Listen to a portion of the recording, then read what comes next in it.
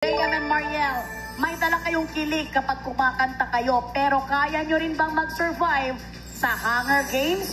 Alin dyan sa dalawa ang mas kaya nyo? Hunger Games or Asim Kilig? Ikaw nga. Siguro mas confident po kami sa Hunger Games. Yeah. Hunger Games, ever ba na-hunger na kayo ng mama nyo kapag hindi kayo natutulog? True. Kaya pala ang galing nyo sa hunger. Tingnan natin kung hunger din ba ang gusto ng mga boss para sa inyo. Yes! Dapat ginamitan ako ng hanger ng nanay ko. Baka sakaling maganda ang boses ko paglaki. Time is up mga katropais. You're the boss. Ang utos na approve sa mga boss natin with 79% ay Asim Kilig. Ano kayang job evaluation ng bots o board of testers sa utos na ito? Panoorin po natin. Katropais! You're the boss!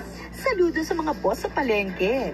Dahil kung prutas ang hanap mo, sagot yan ang ating fruit vendors. Kaya para sa utos ni boss, gagamit tayo ng kalamansi. Gamit lang ang kutsyarang nakalagay sa bibig, kumuha ng kalamansi na nasa bowl at ipasa ito sa kapares.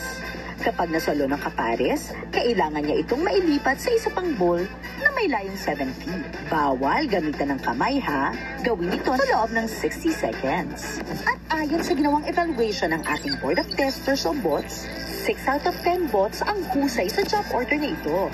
Apat ang